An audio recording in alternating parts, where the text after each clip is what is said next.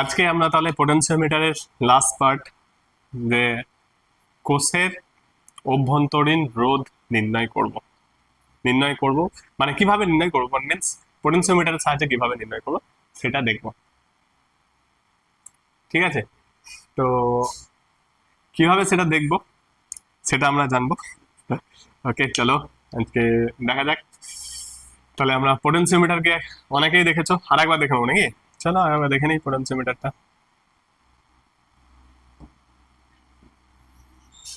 তাহলে এটা হচ্ছে গিয়ে পোটেনশিওমিটার। এই বড় হয়ে যা, বড় হয়ে যা, বড় হয়ে। ঠিক আছে, তো এটা দেখো আমাদের পোটেনশিওমিটার, আমাদের মানে কি যে বানিয়ে দিয়েছে, আমাদের তো নেওয়া। তো ভালো করে দেখো তাহলে, এর যে ইন্টারনাল রেজিস্ট্যান্স,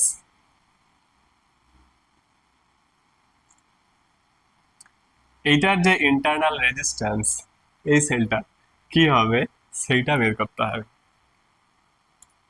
ঠিক আছে, তো এর আগেরটা খুব ইম্পর্টেন্ট, আগের টপিক্সের ভিডিওটা দেখে নিও, যে কোষের তড়িৎচালক বল কিভাবে নির্ণয় করা হয়েছে, সেইটা কিছুটা এটাতে লাগবে। হুম, তাহলে আমরা এটাকেই জানো সব, এটাকে এই ব্যাটারিটা থাকবেই। পোটেনশিওমিটার কানেকশন দেখো, এটার সঙ্গে পজিটিভ টার্মিনাল যদি ইউজ হয় তাহলে এই ব্যাটারির সঙ্গে পজিটিভ টার্মিনাল ইউজ হবে। গ্যালভ্যানোমিটারটা এবার কিভাবে ইউজ হবে সেইটা একটা ফ্যাক্টর এখানে কিন্তু আছে। তাহলে কি করে নির্ণয় করা হবে, এইটাকে বাদ দাও, এই পোর্শনটাকে আমরা ক্রস করে দেবো, এই পার্টটা নেব না। কি করব, তার পরিবর্তে একটা সুইচ অবশ্যই থাকবে, এই সুইচটাকে নেব, এটা এটার সঙ্গে যোগ থাকলো, এইটার সঙ্গে এইটা যোগ থাকবে।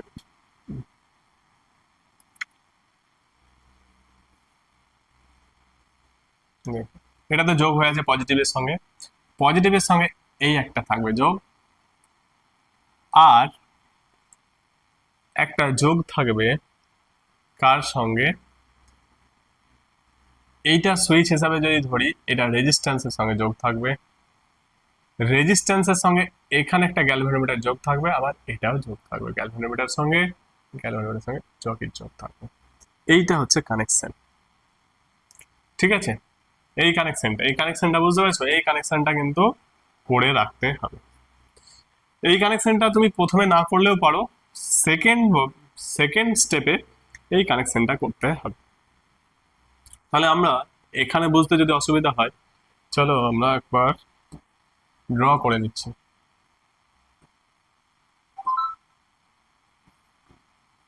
একে সাইডে রেখে দিই। তো দেখো জিনিসটা কেমন হবে। আহ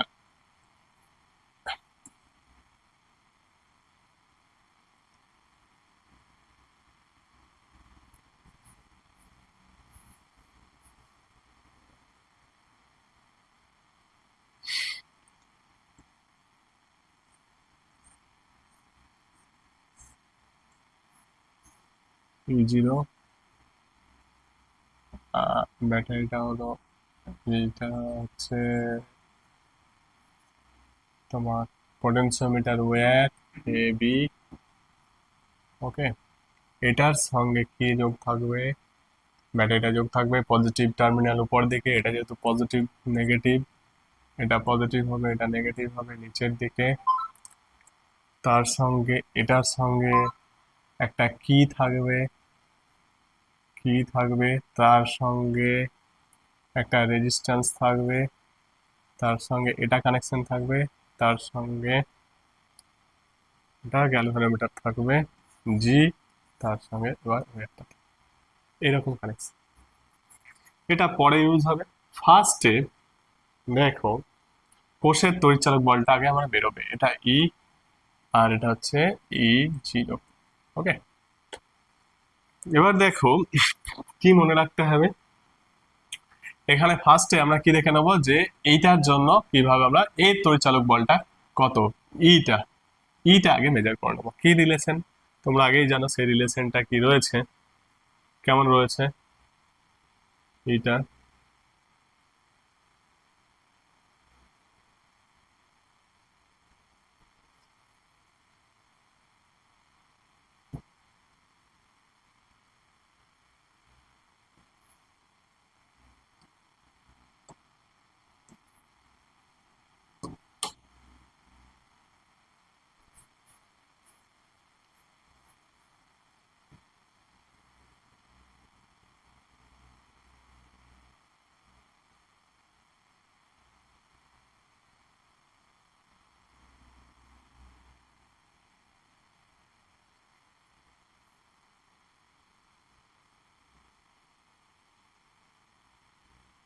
ওকে, ঠিক আছে। দেখো, তাহলে এইটা ধরো ওপেন রয়েছে, এই কিটা ওপেন রয়েছে, তখন কি হবে? তাহলে আমি এই সেলটা কাজ করছে, শুধু এই পার্টটা কাজ করবে।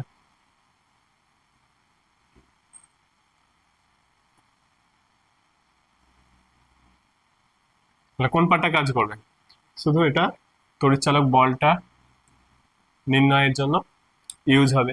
তাহলে দেখো, এইটা মনে করো সি, তাহলে এ সি একটা লেন্থ পেয়ে যাব। তাহলে ই ইজিক্যাল টু, এখানে ই ইজিক্যাল টু কি হয়ে যাচ্ছে, যে এটা ধরো এই লেন্থটা স্মল এল, পুরোটা লেন্থ ক্যাপিটাল এল, তাহলে small L by capital L into E zero.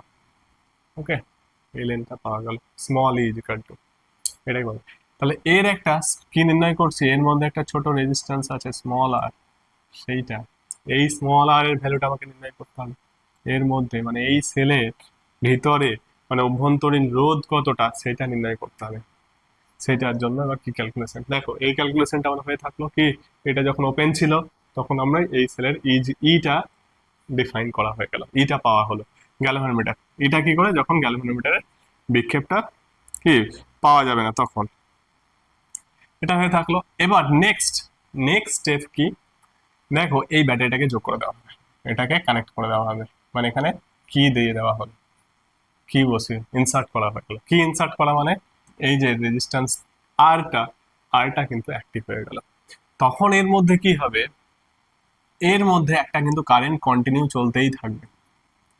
এই কারেন্টটা কিন্তু কোথাও কমবে না বা বাড়বে না। যখনই এটা লাগানো হয়ে যাবে, এর মধ্যে এই কারেন্টটা চলতেই থাকবে, আই কারেন্টটা এটা কিন্তু স্টপ হবে না। যখন এখানে ওপেন হয়ে গেল, এটা ক্লোজ হয়ে গেছে, এই আয়ের কারেন্টটা চলতে শুরু করেছে। যখন এই কারেন্টটা চলতে থাকবে, তখন কি নির্ণয় করব, এর মধ্যে যে পোটেনশিয়াল ডিফারেন্স এইটা মেজার হবে, ভি যেটা এইটা মেজার হবে। মানে এর এক ক্রসে বলো, আর এর এক ক্রসে আই কারেন্ট যদি যায় এর এক ক্রসে, তাহলে ভি ইজিক্যাল টু আই আর পাবে, আই আর পাবে। আর যদি বলো যে এইটা মেজার করব, তাহলেও এখানে সেইটা হবে কি, এখানে তাহলে ই মাইনাস আই আর মেজার করবে, এখানে যেটা মেজার হবে তাহলে ই মাইনাস আই স্মল আর, এইটা এইটা মেজার হবে। তাহলে এইটা কি, এটাকে বলা হয় কোষের অভ্যন্তরীণ কি বিভব পতন, অভ্যন্তরীণ বিভব পতন। এইটা হচ্ছে গিয়ে অভ্যন্তরীণ বিভব পতন সূত্র হবে। তাহলে হয় এইটা মেজার করতে পারি অথবা এটা মেজার হবে, দুটোর মধ্যে একটা, একই জিনিস, সেম জিনিস। তাহলে এই I R V is equal to I R, এইটা এখন মেজার হবে। কি করে মেজার করব, তাহলে দেখো আগে তো আমার ই মেজার হয়েছে, তাহলে লেন্থটা কোথায় থাকবে, এখানে সি এল। এখন সেটা কমে যাবে, মানে যখন এখানে আয় আর, তখন এই বিভবটা তো ই নেই আর, কারণ ই থেকে তো কমে গেছে এই ভিটা, এই ভিটা কারণ এই মাইনাস অভ্যন্তরীণ বিভব পতনের জন্য তো কমে যাবে বিভবটা। কিছুটা যদি কমে যায়, তাহলে আমার নাল পয়েন্ট কোথায় আসবে, এখানে নাল পয়েন্ট চলে আসবে, এটার পরিবর্তে, এটার পরিবর্তে নাল পয়েন্ট এখানে চলে আসবে, সি ড্যাশে চলে আসবে নাল পয়েন্ট। তখন এইটার দৈর্ঘ্য মনে করো এটা হচ্ছে এল ড্যাশ, তাহলে এল ড্যাশে নাল পয়েন্ট আসবে। এখন এখানে নাল পয়েন্ট আসবে, তাহলে কার জন্য আসছে, এই ভির জন্য। তাহলে V is equal to I R, এখানে এইটার জন্য, that is equal to V, this equal to V. তাহলে এই ভি ইকুয়াল টু কি, আমি এটা লিখে রাখি, capital V is equal to small L dash by capital L into E zero, এইটা পাওয়া যাবে। বোঝা গেল? তাহলে দেখো এই দুটো রিলেশন থেকে আমরা ই জিরোর ভ্যালু যদি পাই, তাহলে তো ই জিরোর ভ্যালুটা পেয়ে গেলাম, তাহলে আমাকে আর আর এই আর এর মধ্যে রিলেশনটা আমাকে এবার ফাইন্ড করতে হবে। এই দুটো বের করা আছে, বেশ, কোনো অসুবিধা নেই। এই ভ্যালুটা কোথায় বসিয়ে দেবো, V is equal to I R, তাহলে এইটা is equal to I into R, okay, I capital R. আবার আই ইজ ইকাল টু এখানে কি হবে, দেখো এখানে দেখো ই ইজ ইকাল টু, আমরা ই ইজ ইকাল টু আর আই এর ভ্যালুটা বের করে নিই, তাহলে আই ইজ ইকাল টু, আচ্ছা এখান থেকে আর একটা পাই, আই এই ক্যালকুলেশন থেকে E by capital R plus small R, এটা পাই, আই ইজ ইকাল টু এটা পাই। ঠিক আছে, তাহলে আমি এখানে সেটা ইউজ করে দেবো। তাহলে ভি ইজ ইকাল টু, আর এইটা is equal to E capital R R plus small R, এইটা। তাহলে এই রিলেশন থেকে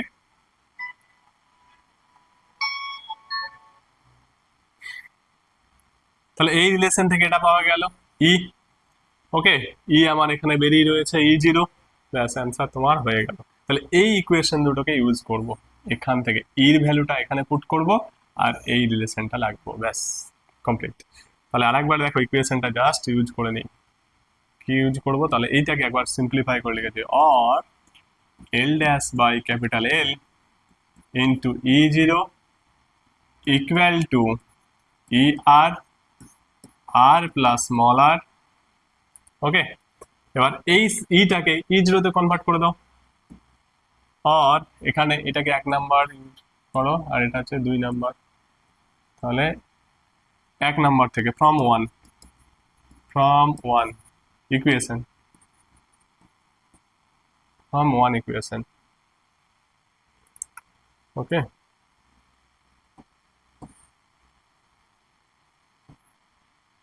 ওয়ান ইকুয়েশন।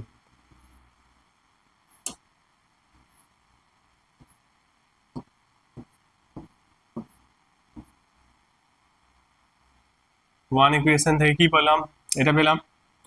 এবার L dash by capital L into E 0 equal to, এইটা হলো ই, তার মানে হলো L small L by capital L into E 0 into R by R plus small R, এটা। তাহলে ই 0 আর ই 0 কেটে গেল। ওকে, দেখো এই এল আর এই এল বাদ চলে যাবে, তাহলে উপরে কি থাকছে, তো হয়ে গেল।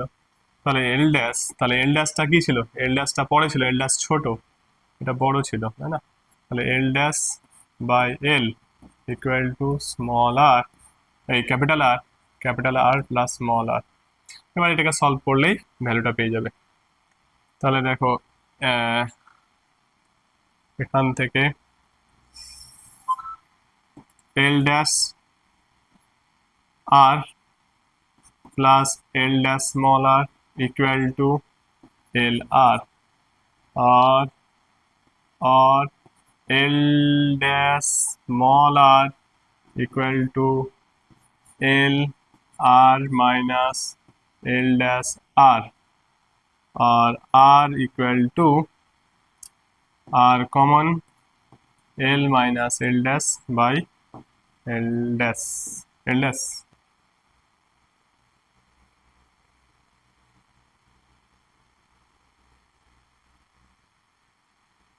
ঠিক আছে, দেখো এই জিনিসটা হচ্ছে ইকুয়েশন এল ড্যাশ। ওকে, তাহলে এইটা ইকুয়াল টু হলো এইটা আর স্মল আর, তাহলে কোষের অভ্যন্তরীণ রোধ এখান থেকে আমরা বের করতে পারবো, কিছুই জানতো মানে কোষের ভিতরে ইউজ করতেই হলো না, আমরা বাইরে থেকেই ইকুয়েশন লাগিয়ে কোষের করতে, মানে ভিতরের অভ্যন্তরীণ রোধ কত সেটা মেজার করতে পারছি পোটেনশিওমিটারের সাহায্যে। হ্যাঁ, এটা লাস্ট লেকচারের পোটেনশিওমিটারের সঙ্গে। যদি কারো কোনো অসুবিধা হয় কোন টপিক্সে কোথায় বুঝতে অসুবিধা হলো, তোমরা এই ক্যালকুলেশনটা ফলো করে দেখবে, দেখবেন তোমরা বুঝতে পারবে, কোনো অসুবিধা হবে না। স্টেপ বাই স্টেপ আস্তে আস্তে, বা ভিডিওটাকে আবার ব্যাক করেও দেখতে পারো, বারবার চালিয়ে দেখতে পারো। তো তোমরা আশা করছি তোমরা ভালো করে বুঝতে পারবে। আর এখানে আরেকটা যেটা, পোটেনশিওমিটার কিন্তু ইউজ হয় একদম ত্রুটিহীন, হ্যাঁ, কোষের তড়িচালক বল নির্ণয় করার জন্য, এটাও ইউজ করা হয় ভালোভাবে। ঠিক আছে, আর এখানে দেখো অভ্যন্তরীণ রোধ ব্যবহার করতে পারলাম। তাহলে এটা কিন্তু আমাদের এটা পোটেনশিওমিটারের last video. Okay, thank you.